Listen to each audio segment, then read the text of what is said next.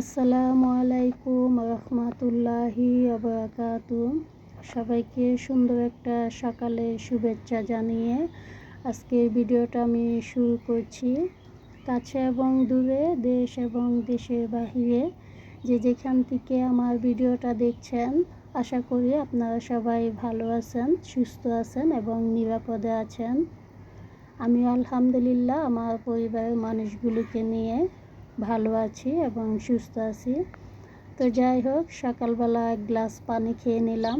আর সকালবেলা পানি না খেলে তো ভালো লাগে না। তো এদিকে আমি যে আগামীকালকে কিছু পরোটা বানিয়ে রেখেছি। তো কালকেও খাওয়া হয়েছে, আজকেও পরোটা ভেজে নিচ্ছি। আর এখন কিন্তু 6:30 বাজে, একদম সূর্য দেখা যায়। তো ওই যে আমি সূর্যটা একটু ভিডিও করে নিলাম। আর আমার বাসায় কিন্তু অনেক রোদ আসে।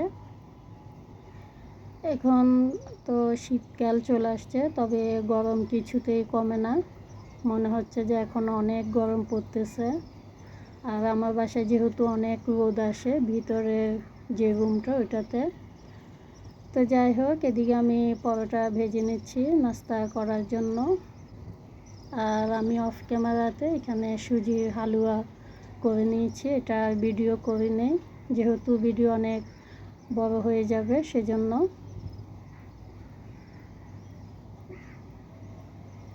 তো এখানে পরোটা দিয়ে খাওয়ার জন্য সুজির হালুয়া বাটিতে নিয়ে নিচ্ছি। অন্যান্য সময় বেশিরভাগ দেখা যায় যে ডিম আমাদের বাসায় থাকে, আর ভাজি অথবা সবজি। তো অনেক দিন হয়েছে সুজির হালুয়া করা হয় না, তো আজকে করে নিলাম। নাস্তা করা শেষ, এরপরে কিছু প্লেট বাসন ছিল ওগুলি ধুয়ে এরপরে যে আমি এখানে বিছানার চাদর এটা ধুয়ে দিয়েছি, যেহেতু অনেক রোদ এখন। এদিকে সোফার কভারগুলো আমি ধুয়ে দিলাম। তো আকাশটা অনেক সুন্দর লাগতেছে, এই যে একদম অনেক সাদা আকাশের মেঘগুলো।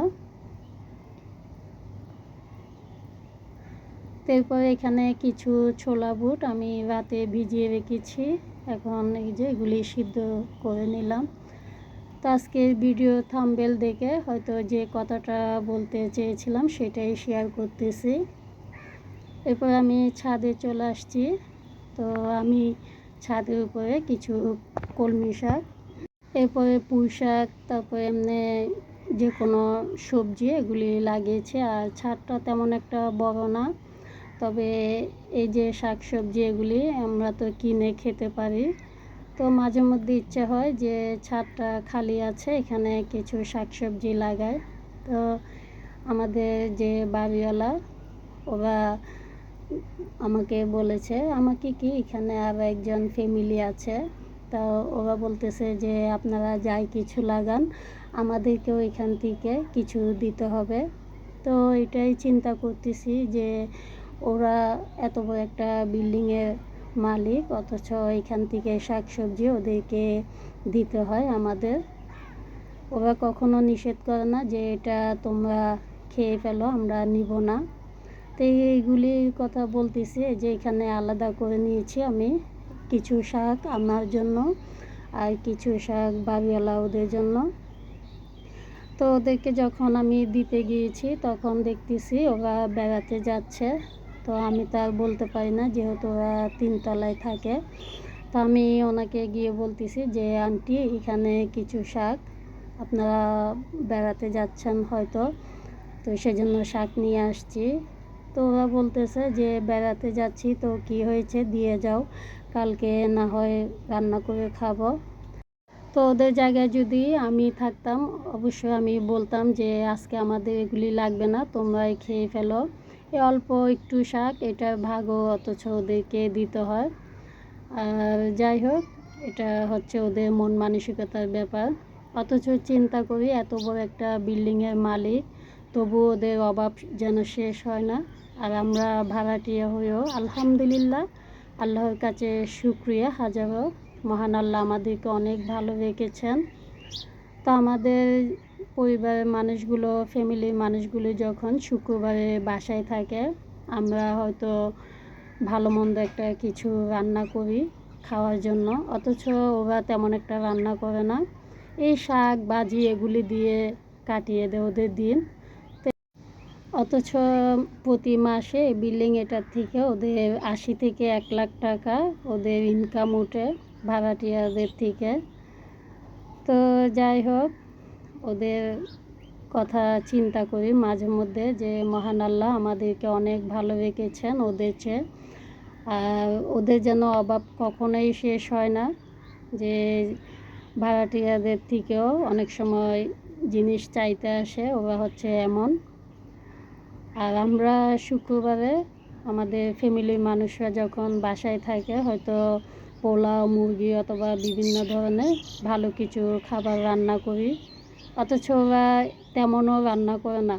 তো আমার পরিবারের অনেক মানুষই কিন্তু এরকম ভাড়া বাসায় থাকে। তো জমিদাররা এভাবে ওদের অভাব অনটনগুলো ভাড়াটিয়াদের কাছে দেখায়। তো কী আর করবো। আর ওরা চিন্তা করে যে মাসটা কখন শেষ হবে, ভাড়াটিয়াদের থেকে কখন ভাড়ার টাকা পাবো, আর বছরটা কখন শেষ হবে, বছরে ঘর ভাড়া বাড়াবো, এটাই ওদের মাথায় চিন্তা।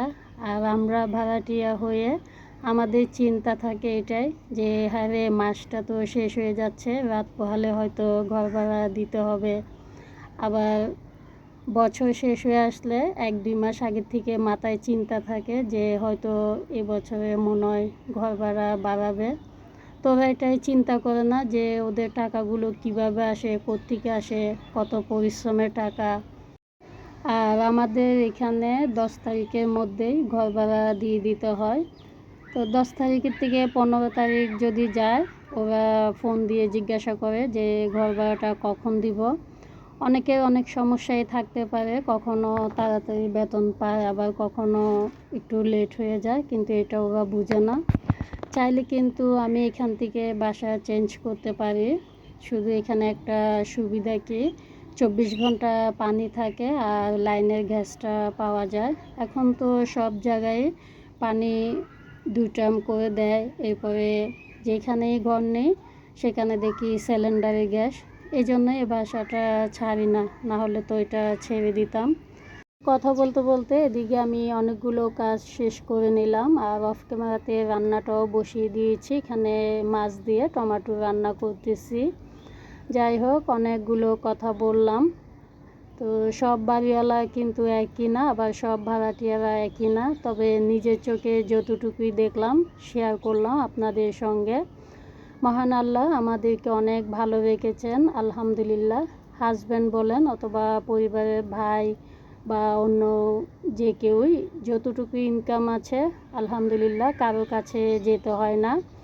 আর ওরা বাড়িওয়ালা হয়ে ওদের অনেক অভাব, অনেক সমস্যার কথা বলে। আর আমি যেহেতু ৫ তলায় থাকি, ৬ তলায় ছাদ, তো বৃষ্টি হলে একটু পানি পড়ে, এটা ওদেরকে বলেছিলাম যে ঠিক করে দেওয়ার জন্য। ওরা বলতেছে আজকে না কালকে, এভাবে ওদের দিন পার করতেছে। বলতেছে রোদ উঠুক, এরপরে ছাদটা শুকালে তারপরে ঠিক করে দিব। অথচ কত রোদ যাচ্ছে, তারপর ঠিক করার নাম নেই। আর এরপরে বলেছিলাম যে আমার মেইন দরজা যেটা, ওটাতে একটা লুকিং গ্লাস লাগিয়ে দেওয়ার জন্য, কেউ আসলে হয়তো দেখে খোলার জন্য। তবে এটাও বলতেছে আজকে না কালকে, এভাবে বলে বলে দিন পার করতেছে, লাগিয়ে দিবে এটা বলতেছে। তো যাই হোক, অনেক কথাই বললাম, অনেক কিছু শেয়ার করলাম। কারো মনে যদি একটুও কষ্ট দিয়ে থাকি অবশ্যই সুন্দর ক্ষমা দৃষ্টিতে দেখবেন। অবশ্যই আমি আমার নিজের কথাগুলো বললাম। আর আমাদের আশেপাশে আরও অনেক বাড়িওয়ালা আছে, এদেরও একই সমস্যা। তো ওই যে এখানে কিছু কাপড় চোপড় ছিল, আমি ভাঁজ করে নিয়েছি, এরপরে ওয়ার্ড্রপে রেখে দিব। আজকে ভিডিওটা কেমন হয়েছে অবশ্যই কমেন্ট করে জানাবেন। ভিডিও শেষ পর্যায়ে এসে আপনাদের কাছ থেকে একটা লাইক চেয়ে নিচ্ছি। আর যারা আজকে নতুন আমার চ্যানেলটাকে ভিজিট করেছেন, ভিডিও কোনো অংশ যদি একটু হলেও ভালো লেগে থাকে অবশ্যই সাবস্ক্রাইব করে আমার পাশে থাকতে পারেন। পাশে থাকা বেল অপশনটি চালু করে রাখতে পারেন। আমি যখনই ভিডিও আপলোড দিব আপনার কাছে নোটিফিকেশন পৌঁছে যাবে। আপনার সময় সুযোগ হলে আমার ভিডিওটা দেখে নেবেন। এখান থেকে বিদায় নিচ্ছি। আল্লাহ হাফেজ।